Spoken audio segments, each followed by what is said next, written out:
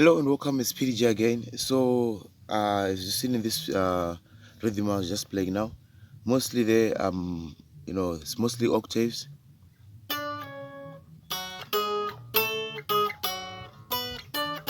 So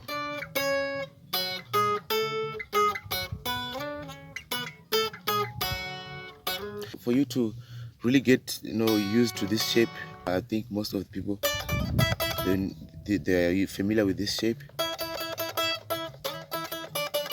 If you are a leadist or a lead guitar player, then this one, I think even this one for leadist, but for rhythm now, this shape is really cool because it has the a thick sound to it than this one.